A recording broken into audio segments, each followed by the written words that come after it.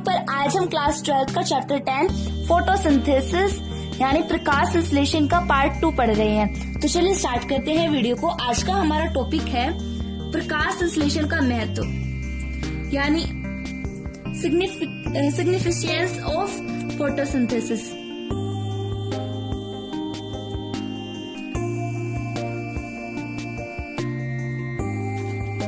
प्रकाश संश्लेषण के महत्व में हम मेनली टॉपिक पढ़ेंगे क्लोरोप्लास्ट।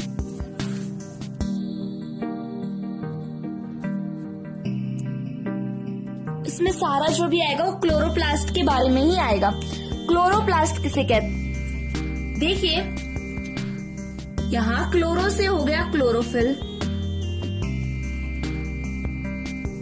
और प्लास्ट से हो गया प्लास्टिड। आपको पता है जो क्लोरोप्लास्ट है वो फोटोसिंथेसिस यानी प्रकाश संश्लेषण की क्रिया में अहम भूमिका निभाता है।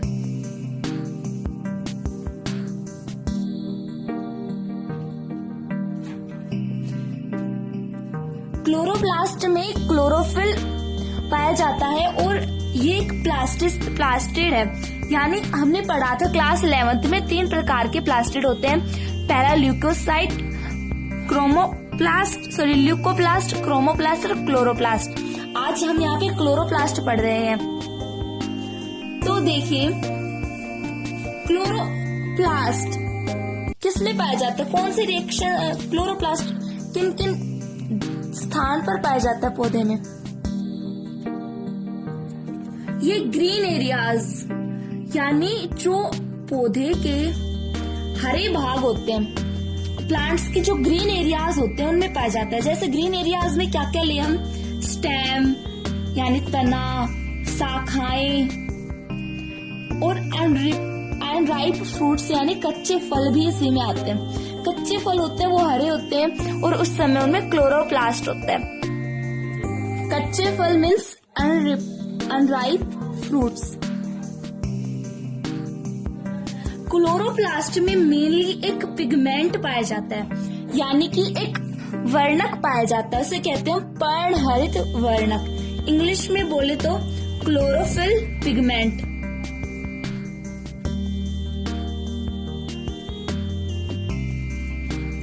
यानी पर्णहरित वर्णक पाया जाता है। पर्णहरित वर्णक पाया जाता है ये सबसे ज्यादा, मतलब ये पाया जाता है लीव्स में, पत्तियों में, जिसके कारण वहां पे फोटोसिंथेसिस क्रिया होती है। फोटोसिंथेसिस होती है और जो लीव्स होती है उसकी हर एक सेल में 30 से 40, प्रत्येक सेल में, पर सेल में 30 से 40 क्लोरोफिल पिगमेंट पाए जाते हैं। पिगमेंट क्या पाए जाते हैं? Chlorophyll pigment. कितने में? 30 से 40 पाए जाते हैं हर एक सेल में, पत्ती के हर एक सेल में। इसलिए हम ये कह सकते हैं कि जो प्रकाश संश्लेषण क्रिया है वो मेनली लीव्स में होती है। जैसे और प्लांट्स में, पौधों में सबसे ज्यादा क्लोरोप्लास्ट कौन से भाग में पाया जाता है? वो है मेसोफिल सेल्स यानी पर्ण मध्योतक कोशिकाएं। ये क्या होती है? मैंने एक डायग्राम ड्रॉ किया हुआ है, उसमें देखिए, जैसे यहाँ पे ये लीफ है, इसको हम अच्छे से समझने के लिए हमने इसके छोटे से पार्ट को जूम किया तो देखा कि ऊपर वाली लेयर है, ये तो पत्ती की ऊपर और नीचे वाले लेयर है, ये दोनों एपिडर्मल सेल्स से बनी होती है। इसका इन दोनों के बीच का ये जो दरमियान है, ये भाग है, ये मेसोफिल सेल्स से ही बना होता है। मेसोफिल सेल्स में बना होता है जिसके कारण इसमें सबसे ज्यादा क्लोरोप्लास्ट होता है, क्लोरोफिल पिगमेंट होते हैं। इसलिए मैंने इसे ग्रीन कलर से डिनोट किया हुआ है। और यहाँ पर ये देखिए, यहाँ पे ये स्टोमेटा यानी रंध्र है। रंध्र क्या काम करते हैं हमने पहले पढ़ा था, किस प्रकार कार्य करते हैं हमने पिछले चैप्टर्स में पढ़ लिया था। यहाँ पे जो रंध्र है वो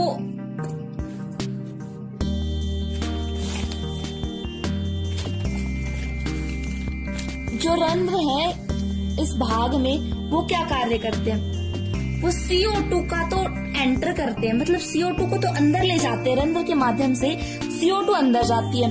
और हमने पढ़ा था प्रकाश संश्लेषण क्रिया कैसे होती है, जिससे O2 जो है वो एग्जिट होती है, यानी बाहर निकलती है, सीक्रेट होती है।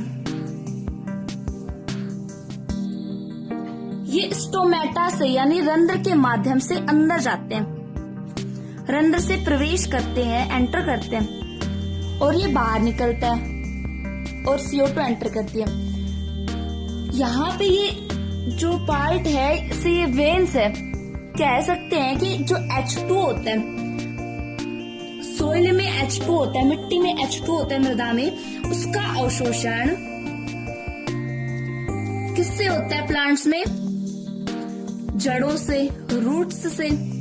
और ये रूट्स जो है ये जल को सभी भागों में पहुंचाती है, प्लांट के सभी भागों में पहुंचाती है, लीव्स तक भी जाता है, स्टेम तक भी जाता है, ब्रांचेस तक भी जाता है। तो ये कौन पहुंचा रहा है, ये पहुंचा रहा है जाइलम टिश्यू, जाइलम उत्तक। जो जाइलम उत्तक है वो मेनली क्या कार्य करता है, हम 8th क्लास से पढ़ते आ रहे हैं, ये वाटर का ट्रांसपोर्ट करता है, यानी जल का परिवहन करता है। और एक फ्लोएम भी होता है जो फूड का क्या करता है, ट्रांसपोर्ट करता है। जाइलम और फ्लोएम, इन दोनों को संयुक्त रूप से हम कहते हैं संवहन उत्तक या वस्कुलर टिश्यू। ये तो किसका ट्रांसपोर्ट करता है, वाटर का ट्रांसपोर्ट, और ये फूड का ट्रांसपोर्ट करता है,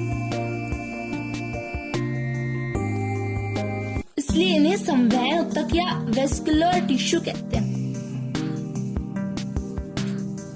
अब डायग्राम से समझेंगे। यहाँ पे जो मेसोफिल सेल्स हैं इसको हमने और जूम किया तो हमें एक मेसोफिल सेल्स दिखी, यानी पर्णमध्योतक कोशिका दिखाई देती है। इसमें ग्रीन भाग है, ये क्लोरोब्लास्ट है। इसको जूम करके हम अच्छे से समझ रहे हैं। ये एक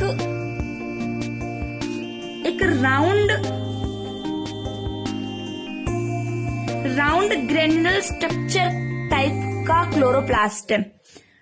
इसमें इसकी जो ये बाहर वाली लेयर है इसे आउटर मेम्ब्रेन कहते हैं, यानी बाहरी झिल्ली कहते हैं, बाह्य झिल्ली कहते हैं। और जो अंदर वाली है इसे हम इंटर मेम्ब्रेन कहते हैं, यानी कि अंतः झिल्ली। और ये दोनों जो है अंतः झिल्ली और बाह्य झिल्ली, ये दोनों लाइपोप्रोटीन से बनी होती है। किससे बनी होती है? लाइपोप्रोटीन से। बाह्य झिल्ली और अंतः झिल्ली, आउटर मेम्ब्रेन और इनर मेम्ब्रेन के जो बीच का भाग होता है उसे हम परिकला अवकाश कहते हैं, यानी इंटर मेम्ब्रेन। ये हमने लाल कलर से इसे फिल किया हुआ है, इसे हम क्या कहेंगे? Inter membrane. और इनके अंदर जो तरल भाग होता है, लिक्विड पार्ट होता है, उसे हम स्ट्रोमा कहते हैं। स्ट्रोमा को हम डेंस फ्लूइड एरिया भी कहते हैं। इसमें क्या क्या होते हैं? 70 इस प्रकार के राइबोसोम होते हैं, प्रोटीन होता है, डीएनए, साल्ट, लवण और एंजाइम होते हैं। स्टार्च और लिपिड्स के कुछ वो भी है। स्ट्रोमा के अंदर डार्क रिएक्शन होती है, यानी कि अप्रकाशिक अभिक्रिया घटित होती है। कौन सी अभिक्रिया? अप्रकाशिक अभिक्रिया। ये बहुत बार पूछ लिया जाता है कि अप्रकाशिक अभिक्रिया क्लोरोप्लास्ट के किस भाग में होती है, तो हम आंसर देंगे स्ट्रोमा में। स्ट्रोमा के अंदर ये छोटी छोटी सिक्के के समान ये ग्रीन कलर की जो पट्टी की तरह संरचना दिखाई दे रही है, इसे हम थैलेकोइड्स कहते हैं। थैलेकोइड्स है, ये इंग्लिश का वर्ड है, इसे हिंदी में हम कहेंगे कोश तुल्य। क्या कहेंगे? कोश तुल्य। यहाँ पर क्लोरोफिल पिगमेंट होता है। थैलेकोइड भाग में क्लोरोफिल पिगमेंट होता है। देखिए जो पत्ती होती है उसकी मेसोफिल सेल्स में जा रहे हैं। मेसोफिल सेल्स को जूम करके देखा तो हमें क्या दिखाई दिया? क्लोरोप्लास्ट। क्लोरोप्लास्ट के थैलेकोइड में इसकी चट्टा है, ये सिक्के की तरह होती है, चट्टे टाइप में पतली पतली संरचनाएं होती हैं। उसमें क्लोरोफिल पिगमेंट होता है जिसके कारण लीफ का कलर है वो ग्रीन होता है। और थैलेकोइड में ही प्रकाशिक अभिक्रिया होती है। फोटोसिंथेसिस की लाइट रिएक्शन थैलेकोइड्स में होती है। अब इन थैलेकोइड्स के एक थैलेकोइड के ऊपर दूसरा, फिर कई सारे रख दिए हमने। इस प्रकार जो पूरा सा भाग बन गया है इसे हम कहेंगे ग्रेनम। एक होता तो ग्रेना कहती, कई सारे हो गए इसलिए हमें इन्हें ग्रेनम कहा। और इन दोनों इन ग्रेना को जोड़ने के लिए जो झिल्ली या फिर ये कह सकते हैं नली का काम आती है उसे हम कहते हैं इंटरग्रेना या लैमेला। पार्क और पान नाम के दो वैज्ञानिक हुए थे। क्या नाम है? पार्क व पान। इन्होंने बताया कि जो एक थैलेकाइड है इसके ऊपर गोलाकार कणिकाएं होती हैं। देखिए हमने छोटी छोटी बना रखी हैं। इन्हें क्वांटोसोम कहते हैं। क्या कहते हैं? क्वांटोसोम। ये क्वांटोसोम है, ये प्रकाश संश्लेषण की इकाई होती है, फोटोसिंथेसिस की इकाई होती है।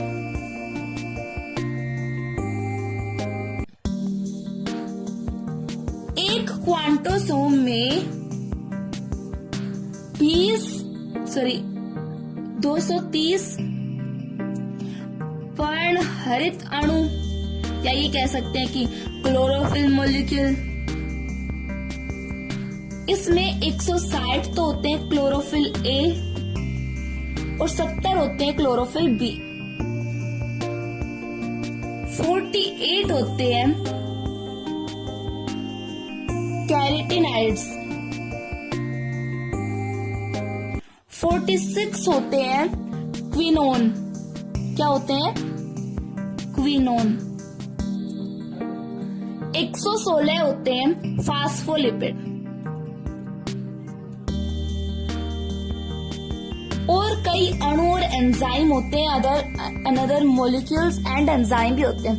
पार्क और पान ने बताया कि जो ये थैलेकाइड्स होते हैं इन पर कणिकाएं, गोलाकार कणिकाएं पाई जाती हैं जिन्हें हम क्वांटोसोम कह रहे हैं। क्वांटोसोम ये एक प्रकाश संश्लेषण की इकाई होती है जिसमें 230 पर्णहरित अणु होते हैं, जिसमें 160 क्लोरोफिल ए और 70 क्लोरोफिल बी प्रकार के होते हैं। 48 कैरेटिनॉइड्स, 46 क्विनोन एंड 116 फास्फोलिपिड और कई मॉलिक्यूल और एंजाइम भी होते हैं। ये समझ में आ गया होगा आपको, एक बार फिर से बता देते हैं। लीफ होता है, इसका एक पार्ट को हमने जूम करके देखा तो हमें ये स्ट्रक्चर दिखाई दी, जिसमें ऊपर वाला भाग है, ये ऊपर और नीचे वाली ये है इसकी लेयर्स हैं जो एपिडर्मल सेल से बनी होती है और इसके बीच का भाग मेसोफिल सेल से बना होता है। अब एक मेसोफिल सेल, इसमें स्टोमेटा होता है, स्टोमेटा यानी रंध्र जिसे CO2 एंटर होती है और O2 एग्जिट होती है, यानी बाहर निकलती है। CO2 तो प्रवेश करती है क्योंकि जो पौधे हैं वो CO2 को तो एब्जॉर्ब करते हैं एंड O2 को एग्जिट करते हैं। और वेन्स है, ये आपको पता है क्या कार्य करती है, इसमें जाइलम या फ्लोएम आ सकते हैं। जाइलम तो वाटर ट्रांसपोर्ट करता है अलग अलग पार्ट्स में और फूड भी अलग अलग पार्ट्स में, फ्लोएम भी अलग अलग पार्ट्स में फूड का ट्रांसपोर्ट करते हैं। अब हम एक मेसोफिल सेल को जूम करके देखते हैं तो हम इस प्रकार की क्लोरोप्लास्ट दिखाई देते हैं। अब हमने इस क्लोरोप्लास्ट को थोड़ा जूम करके देखा अच्छे से समझने के लिए, तो उसमें हमें क्या दिखाई दिया? ये बाहर वाली आउटर मेम्ब्रेन हो गई और ये इनर मेम्ब्रेन, इन दोनों के बीच का भाग इंटर मेम्ब्रेन यानी परिकला अवकाश हो गया। ये दोनों झिल्लियां, ये दोहरी झिल्ली युक्त होता है यानी डबल लेयर्ड युक्त होता है, मेम्ब्रेन होती है इसमें। ये दोनों झिल्लियां लाइपोप्रोटीन से बनी होती है। इसमें ये तरल भाग है, लिक्विड पार्ट है, स्ट्रोमा कहते हैं। स्ट्रोमा में डार्क रिएक्शन होती है, इसे डेंस फ्लूइड एरिया भी कहते हैं। इसमें 70 प्रकार के राइबोसोम, प्रोटीन, DNA, सॉल्ट और एंजाइम्स होते हैं। और प्रकाश संश्लेषण की जो अप्रकाशिक अभिक्रिया है वो स्ट्रोमा में होती है। स्ट्रोमा में तरल भाग है ये, इसमें एकल झिल्ली में निर्मित संरचनाएं या नलिकाएं होती हैं जिन्हें थैलेकोइड्स कहते हैं। हिंदी में इन्हें कोष्ठल्य कहा जाता है और ये इनमें स्पेसिफिक पार्ट होता है ये किसका, ग्रेनम का, जिसमें फोटोसिंथेसिस होती है। हम ये कह सकते हैं कि फोटोसिंथेसिस का स्पेसिफिक पार्ट है वो है थैलेकोइड्स, जिसमें कि लाइट रिएक्शन हो रही है। ओके, इसमें क्लोरोफिल पिगमेंट पाए जाते हैं। हम ग्रेनम में नहीं कह सकते लाइट रिएक्शन किसमें होती है, यहाँ स्पेसिफिक पार्ट है वो थैलेकोइड, या वैसे ग्रेनम तो है ही डेफिनेटली यहाँ पे, क्योंकि कई थैलेकोइड से बना होता है, इसलिए को हमने ग्रेनम कह दिया। और ग्रेना आपस में एक इंटरग्रेना से जुड़े होते हैं। इन पर छोटी छोटी कणिकाएं होती हैं जिन्हें हमने क्वांटोसोम कहा है। क्वांटोसोम में ये प्रकाश संश्लेषण की इकाई है। इसमें 230 पर्णहरित अणु, 40 कोरिटिनाइड्स, 46 क्विनोन और 116 फास्फोलिपिड और अन्य वसा के अणु या एंजाइम होते हैं। ये स्टार्च भाग है, ये क्या कार्य करता है? स्टार्च है जो भी हमने देखा था क्लोरोप्लास्ट में, ये प्रोडक्शन ऑफ कार्बोहाइड्रेट करता है, यानी कार्बोहाइड्रेट का उत्पादन करता है।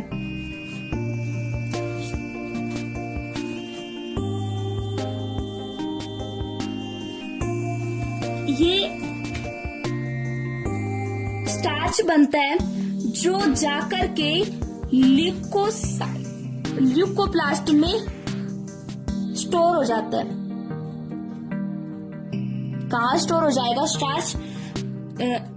इससे क्लोरोप्लास्ट से निकल करके यहाँ पे बनता है और निकल करके ल्यूकोप्लास्ट में स्टोर हो जाता है। अब कुछ इम्पोर्टेंट बातें हैं। जो फोटोसिंथेसिस रिएक्शन होती है वो कौन से प्रकाश में होती है? वो होती है बैंगनी नीले प्रकाश में, बैंगनी नीले लाल प्रकाश में होती है। और इसका दृश्य स्पेक्ट्रम में, कौन से स्पेक्ट्रम में? दृश्य स्पेक्ट्रम में 400 से 700 नैनोमीटर के मध्य का भाग होता है। ये वर्णक्रम के इस भाग को हम क्या कहते हैं? PAR, यानी प्रकाश संश्लेषी सक्रिय विकिरण, फोटोसिंथेसिस एक्टिव रेडिएशन। क्या कहेंगे? प्रकाश संश्लेषी सक्रिय विकिरण। नेक्स्ट टॉपिक है हमारा प्रकाश संश्लेषी वर्णक, यानी फोटोसिंथेटिक पिगमेंट। वर्णक को हम इंग्लिश में क्या कहते हैं? पिगमेंट। प्लांट्स में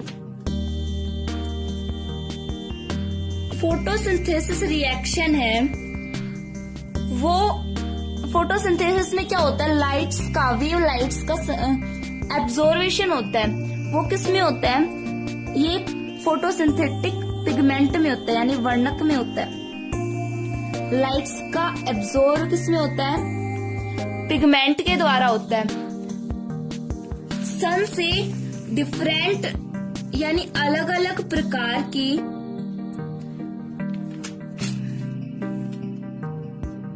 अलग अलग रेंजेस की इलेक्ट्रोमैग्नेटिक, यानी इलेक्ट्रोचुंबकीय रेडिएशंस आती हैं। उनमें से ये कुछ प्रकार इस प्रकार से होती हैं। उनमें से कुछ भाग होता है वो अर्थ के द्वारा अब्सॉर्ब कर लिया जाता है। उसमें से ये से विजिबल स्पेक्ट्रम कहते हैं। विजिबल स्पेक्ट्रम ही अर्थ के द्वारा अब्सॉर्ब कर लिया जाता है। प्लांट्स इस लाइट को, विजिबल स्पेक्ट्रम की जो लाइट होती है, वेव्स होती हैं, इनको एब्सॉर्ब करते हैं। एब्सॉर्ब करने के बाद उनको कन्वर्ट करके केमिकल एनर्जी, हमने पिछले लेक्चर में पढ़ा था, केमिकल एनर्जी यानी रासायनिक ऊर्जा में परिवर्तित कर देते हैं। अब इस विजिबल स्पेक्ट्रम यानी जो प्रकाश की किरणें आती हैं, उसको किस यंत्र द्वारा मापा जाता है? तो उसका मापन किया जाता है स्पेक्ट्रोफोटोमीटर से। कौन से मीटर से? स्पेक्ट्रोफोटोमीटर से उसका मापन किया जाता है। अब वर्ड आता है वर्णक। ये वर्णक क्या होता है, पिगमेंट क्या होता है? तो देखिए वर्णक यानी इसे इंग्लिश में कहेंगे पिगमेंट। ये जो सन से जो लाइट्स आ रही थी, वेव्स आ रही थी, वेव लेंथ लाइट्स आ रही थी,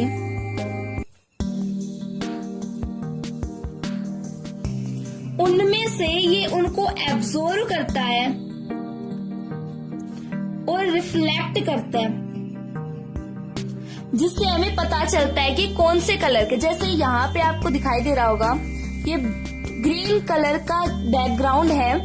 ये क्यों है? क्योंकि यहाँ पे ग्रीन कलर की जो लाइट होती है उसको तो रिफ्लेक्ट कर दिया और जो अनदर जो वेव लाइट आती हैं उनको एब्जॉर्ब कर लिया। इस कारण हमें ये पार्ट ग्रीन दिखाई दे रहा है। और ये जो पेज है ये व्हाइट क्यों दिखाई दे रहा है? क्योंकि इस भाग में सभी जो वेवलेंथ आई थी उनको रिफ्लेक्ट कर दिया। ब्लैक कलर हमें क्यों दिखाई देता है? क्योंकि जो ब्लैक कलर होता है वो सभी वेवलाइट्स का एब्जॉर्ब कर लेता है। वेवलेंथ लाइट्स का क्या कर लेता है? एब्जॉर्ब कर लेता है, सभी को अपने अंदर अवशोषित कर लेता है, जिससे हमें उसमें कोई कलर दिखाई नहीं देता।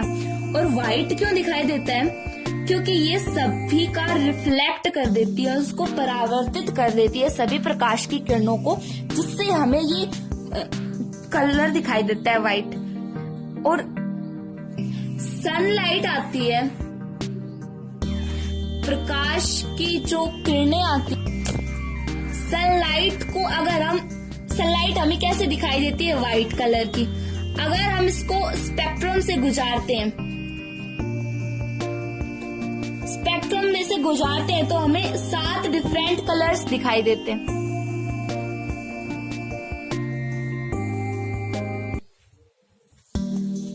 क्योंकि व्हाइट कलर ये सभी जो वेवलेंथ लाइट्स आती है उनको रिफ्लेक्ट कर देता है।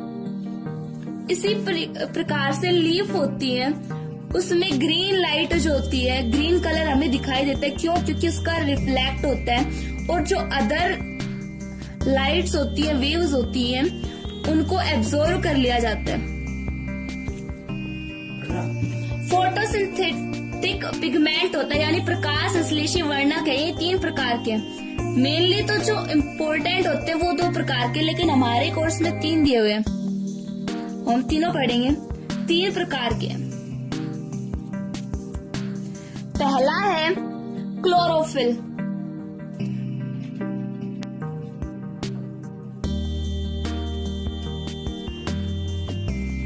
क्लोरोफिल में क्या होता है? ये क्लोरोफिल में हमें ग्रीन कलर दिखाई देता है। क्यों? क्योंकि रिफ्लेक्ट करता है ग्रीन कलर को और एब्जॉर्ब करता है रेड एंड ब्लू कलर की लाइट्स को एब्जॉर्ब करता है। यहाँ अवशोषण किसका हो रहा है? लाल और नीले रंग की जो लाइट होती है उनका तो अवशोषण, और हरे रंग की लाइट का रिफ्लेक्ट हो। क्लोरोफिल पिगमेंट 7 प्रकार का होता है। कौन कौन से प्रकार हैं? Chlorophyll A, B, C, D, E और बैक्टीरिया, विडीन और बैक्टीरियो,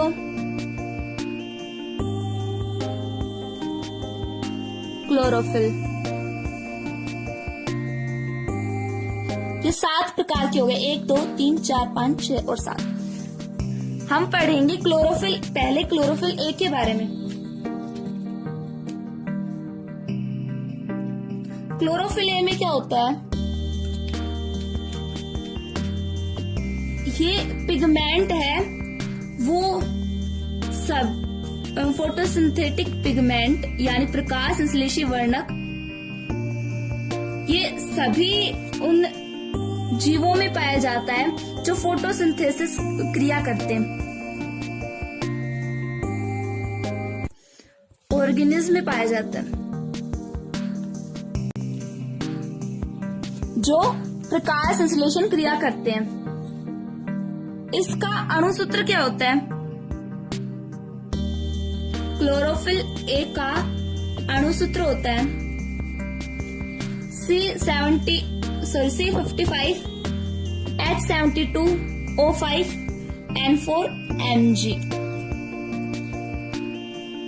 इसमें पाए जाने वाले वर्णक का नाम है ब्लू और ग्रीन।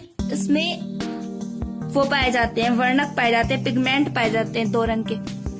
नेक्स्ट आता है क्लोरोफिल बी। क्लोरोफिल बी है, ये सभी उनमें नहीं पाया जाता, इन दोनों में लगभग समानता है। ये तो इसमें तो मेथिल ग्रुप होता है क्लोरोफिल ए में, और क्लोरोफिल बी में कार्बोनिल ग्रुप होता है। कौन सा ग्रुप होता है? Carbonyl group. इसके एग्जाम्पल में आते हैं ग्रीन एल्गी, इसी के एग्जाम्पल में आते हैं। इसका अणुसूत्र है C55 H70O6 N4Mg। इसमें वर्णक कौन से रंग का पाया जाता है? येलो ग्रीन कलर का इसमें पिगमेंट पाया जाता है। नेक्स्ट आता है ये क्लोरोफिल ए बी के अलावा जो बाकी बचे सी, डी और ई, ये तीनों इन तीनों के उदाहरण हैं विभिन्न प्रकार के एल्गी के जो समूह होते हैं।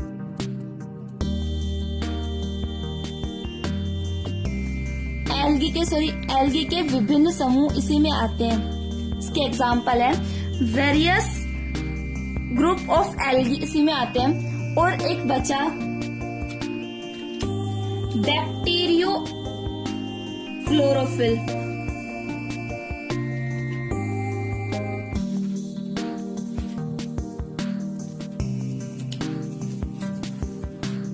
इसमें वो बैक्टीरिया आते हैं जिनमें क्लोरोफिल ए नहीं पाया जाता है, और उनमें बैक्टीरियो क्लोरोफिल पाया जाता है। जिनमें क्लोरोफिल ए नहीं पाया जाता है उनमें बैक्टीरियो क्लोरोफिल पाया जाता है। और क्लोरोफिल ए का एक अपवाद है, अपवाद में आते हैं कुछ बैक्टीरिया, और इसमें एग्जाम्पल में वही ब्लू ग्रीन एल्गी, साइनोबैक्टीरिया। अब नेक्स्ट टॉपिक आता है पर्णहरित की संरचना, यानी स्ट्रक्चर ऑफ क्लोरोफिल। इसका अध्ययन सर्वप्रथम 3 वैज्ञानिकों ने किया, विल्स, टोर्टर, स्टोल व फिशर ने।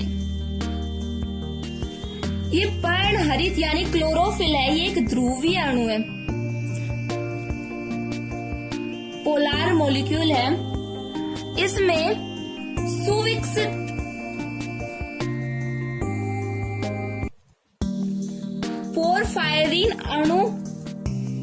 पोरफायरिन रिंग या वलय पाई जाती है, जो हेड होती है यानी उसका सिर होता है।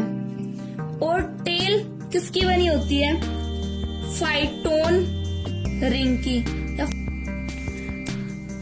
इसकी स्ट्रक्चर बनाते हैं हम। ये पर्णहरित की संरचना है। इसमें ये पायरोल रिंग है, ये चारों पायरोल रिंग है, जिसमें 4 तो कार्बन होते हैं और 1 नाइट्रोजन होता है। ये 4 कार्बन है और यहाँ पे 1 नाइट्रोजन जुड़ा हुआ है। और इनका जो सेंट्रल मेटल एटम होता है, यानी केंद्रीय धातु परमाणु, वो मैग्नीशियम होता है। ये भाग हेड है जो जल स्नेही होता है, यानी हाइड्रोफिलिक होता है। इंग्लिश में बोले तो हाइड्रोफिलिक, जल स्नेही होता है। ये मैथिल ग्रुप से जुड़ करके पायरोल रिंग है, ये मैथिल ग्रुप से जुड़ जाती है और टेट्रा पायरोल रिंग बनाती है। क्या बनाती है? Tetra pyrrole ring. Tetrapyrrole ring बना रही है। और इसका जो सेंट्रल मेटल एटम है वो है मैग्नीशियम। और इसके नीचे का भाग यानी ये टेल है, ये फाइटोन से बनी होती है। किससे बनी होती है? फाइटोन से। ये भाग है वो जल विरोधी होता है, इंग्लिश में बोले तो हाइड्रोफोबिक। क्या?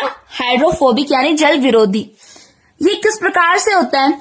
जैसे ये कोई क्लोरोप्लास्ट है, इसकी जो सेल मेम्ब्रेन है उस पर तो ये इसका हेड होता है और टेल है वो इस प्रकार से इसके इंटरनल एरिया में होती है। इसका इंटरनल एरिया है वो भी जल विरोधी होता है यानी हाइड्रोफोबिक होता है।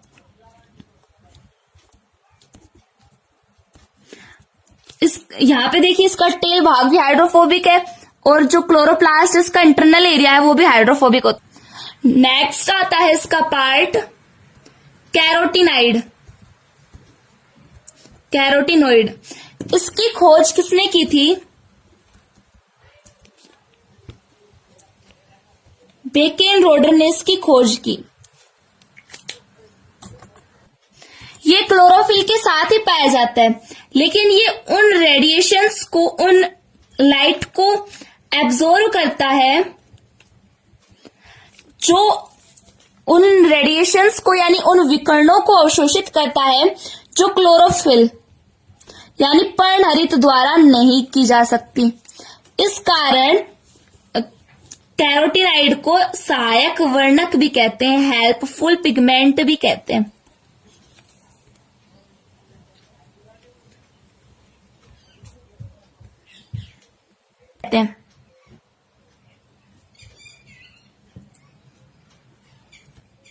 Yellow, orange, red and brown colour के पिगमेंट्स होते हैं, वर्णक होते हैं। ये 4 कलर के पिगमेंट्स इसमें होते हैं। कैरोटिनॉइड को 2 भागों में बांटा गया है। कौन कौन सा में? फर्स्ट है कैरोटीन। क्या नाम है? कैरोटीन। कैरोटीन जो है इसमें कार्बन और हाइड्रोजन उपस्थित होते हैं। कौन कौन से एलिमेंट उपस्थित होते हैं? कार्बन और हाइड्रोजन से बना होता है ये रेड कलर के पिगमेंट से बना होता है, वर्णक से बना होता है, लाल रंग के वर्णक से बना होता है।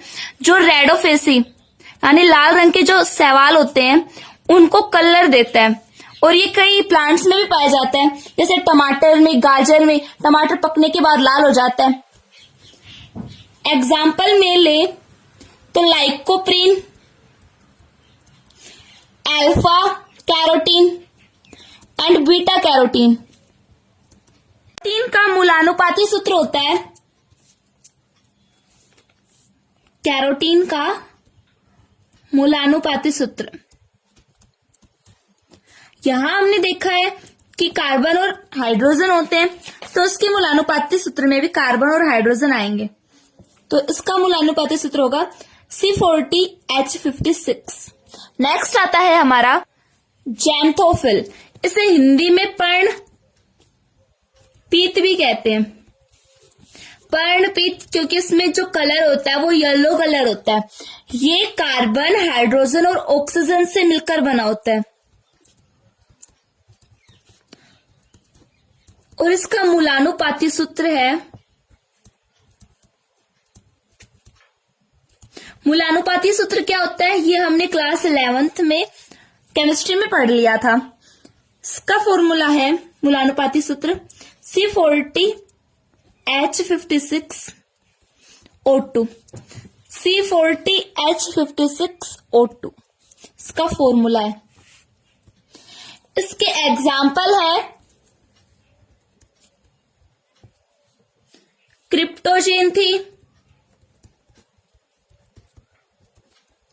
क्रिप्टोजेंथीन,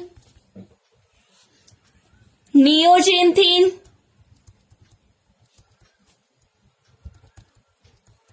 ल्यूटीन, एक्सेट्रा।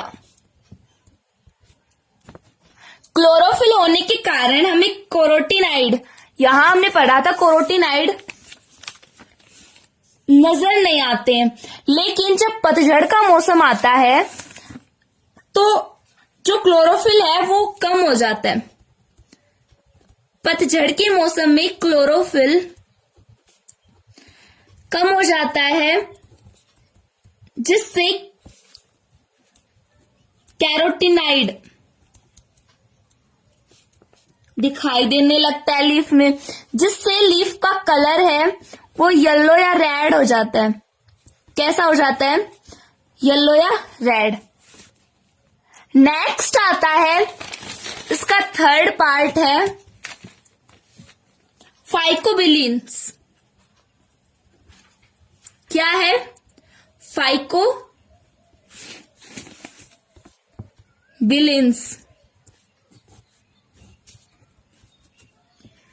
इसमें ये लाल या नीले हरे शैवालों में पाए जाते हैं। कौन से शैवालों में पाए जाते हैं? लाल या नीले हरे शैवालों में पाए जाते हैं।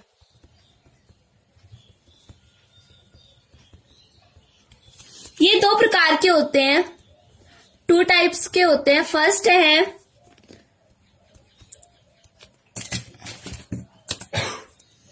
फाइको इरिथ्रीन। क्या नाम है? फाइको इरिथ्रीन। ये रेड कलर का होता है, जिससे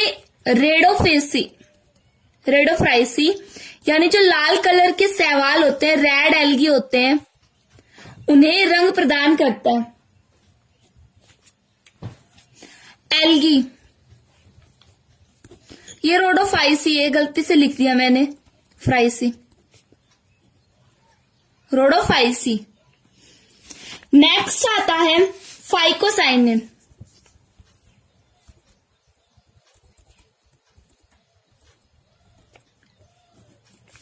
ये ब्लू कलर के होते हैं, जो ब्लू ग्रीन एल्गी यानी नील हरित शैवाल को कलर देते हैं। आशा करती हूँ कि आपको ये वीडियो पसंद आया होगा। अगर आपको हमारा वीडियो अच्छा लगा हो तो वीडियो को लाइक और शेयर जरूर करें और चैनल को सब्सक्राइब करें।